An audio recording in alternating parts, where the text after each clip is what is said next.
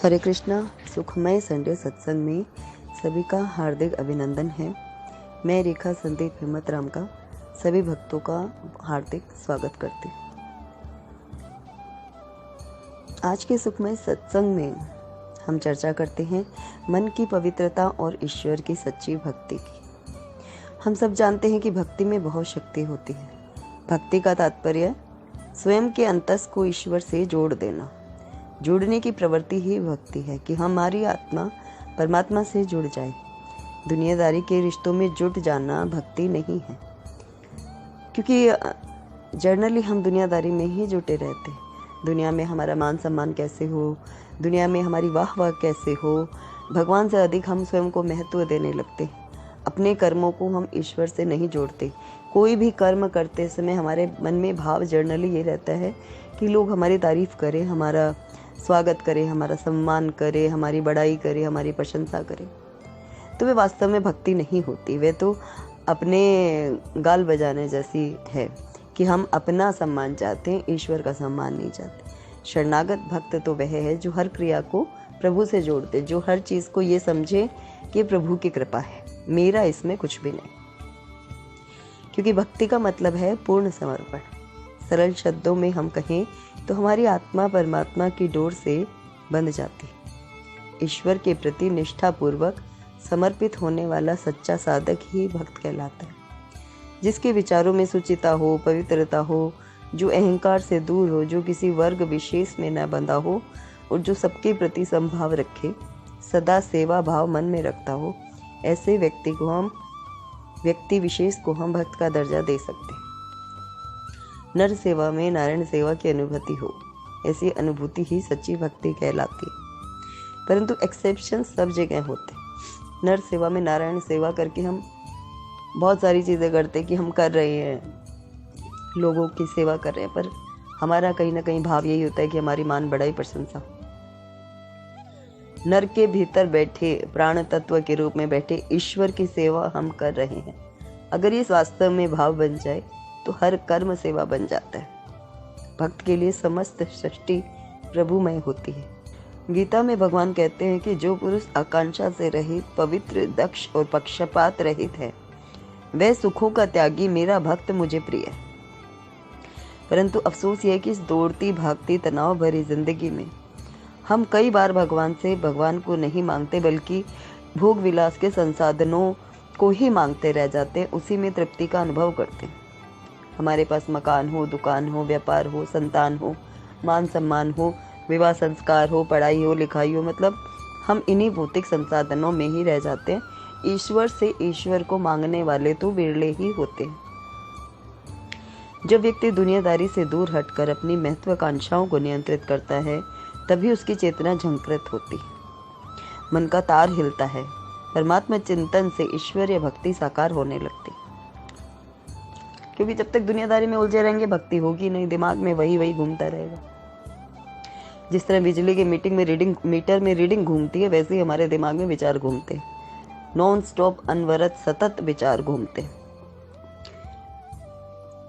लेकिन उससे हटना भी आसान नहीं है। लेकिन जब हम सत्संग सुनते हैं, सत्संग करते हैं, भजन संकीर्तन में लगते हैं, तो हमारे आचार व्यवहार विचार शुद्ध होने लगते हैं। थोड़ी परिपक्वता आने लगती है कि कब तक, एक विचार मन में आता है कि कब तक हम इन चीज़ों में उलझे रहेंगे, कब इनसे निकलेंगे, कब तक हम सिर्फ सोचते रहेंगे, ऐसा हो गया, वैसा हो गया, इसने ये कहा, इसने वो कहा, ये होना चाहिए था, ये नहीं होना चाहिए था, काश मैं ऐसा कर पाता या कर पाती है। ये सब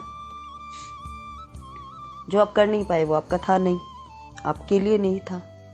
जो आपसे छूट गया वो भी आपका नहीं था। जो आपके साथ नहीं है वो भी आपके नहीं है। वास्तव में तो अपना कोई है भी नहीं, और अपनेपन के बिना रिश्ता या भगवान से प्रेम बेकार है, क्योंकि अपनापन होगा तो ही प्रेम होगा। जब हम नर सेवा करें तो हम मन में यूँ सोचे कि हमारे ईश्वर है, हमारे इष्ट है, अपने गुरु हैं, तो हमें उनसे प्रेम होगा, अपनापन आएगा। लेकिन कहीं ना कहीं दुनियादारी की चीज़ें ना हमें उलझाए रखती है। हमारे मन में ना वो विचार इतने चलते हैं कि हम साधन भी ढंग से नहीं कर पाते, और ये सबके साथ है, कोई भी इससे अछूता नहीं है। भक्त तो वास्तव में मीरा बाई थी, चैतन्य महाप्रभु की थी, बुद्ध की थी, नानक की थी, महावीर की थी। जब सब लोग रात में सो जाए तो उस समय भी जिसके मन में परम पिता की को पाने की हुंकार उठे तो समझे वही सच्चा भक्त है। भक्त सही मायने में सुख और आनंद का पर्याय। जब आपकी कामना या प्रार्थना राममय हो जाए तो समझो कि भक्ति हो रही है। भक्त ही एकमात्र ऐसा हृदय है जो भगवान को याद करता है तो भगवान भी स्वयं को उसके अधीन कर देते हैं। भक्त मेरे मुकुटमणि, मैं भक्तन को दास।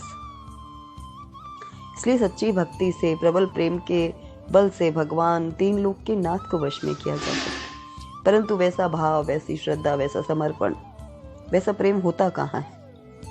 शबरी के जूठे बेरों में भी कुछ तो मिठास थी ना, कुछ डिफरेंट था कि राम जी अपना मार्ग बदलकर जंगल में आए, उसके हाथों के बेर खाए। वृद्धा शबरी वर्षों से भगवान का इंतजार कर रही थी।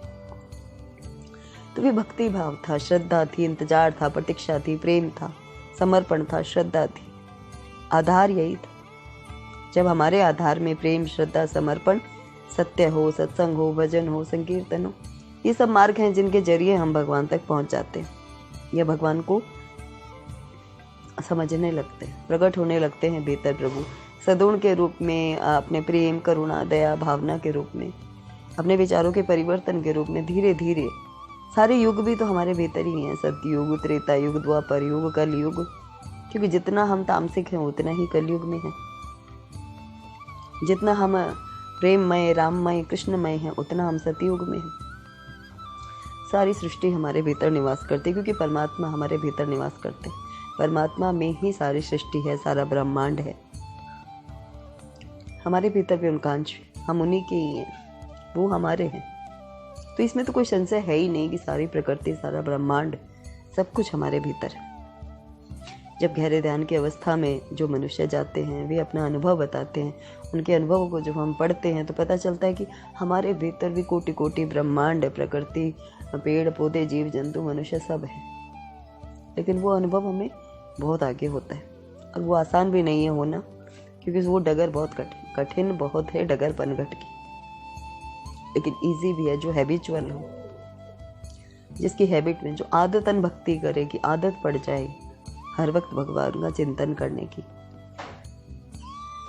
मुझे तो तेरी लत लग गई, लत लग जाए। बुरे कामों की लत सबको लगती है, भक्ति की लत तो भक्ति करने वाले को ही लगती। ऐसी लत लग जाए कि मिटेगी ना, हर वक्त उसी के बारे में सोचे। जैसे हमें कोई महिला हो, उसे कोई ज्वेलरी चाहिए, कोई साड़ी चाहिए, कुछ ऐसा चीज़ें चाहिए, सौंदर्य प्रसाधन हो, कुछ भी हो, तो वो हर टाइम उसका चिंतन चलता है। कोई बच्चा हो, उसको खिलौना चाहिए, कोई गेम चाहिए, कुछ ऐसा, वो हर टाइम सोचता रहेगा, पूरे प्रयास करेगा कैसे कैसे कैसे कैसे मुझे मिल जाए। और जब तक नहीं मिलता तब तक शांति नहीं पड़ती।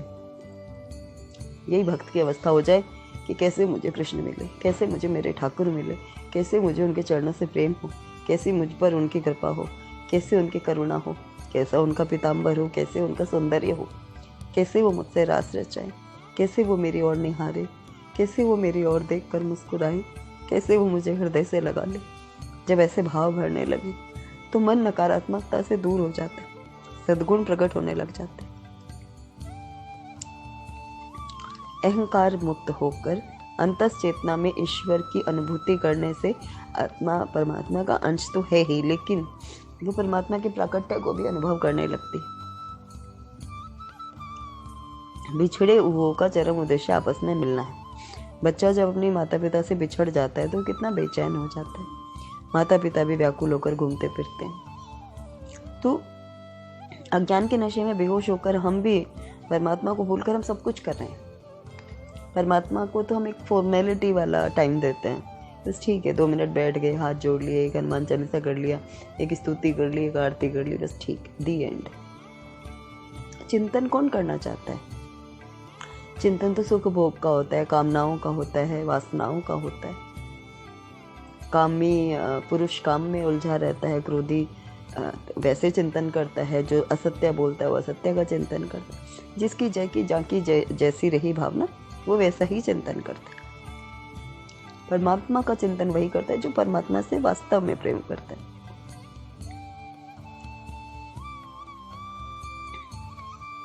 इसलिए भक्ति का आंतरिक तत्व तो यही है कि परमात्मा रूपी समुद्र में अपने को नमक की डली के समान घुला दीजिए।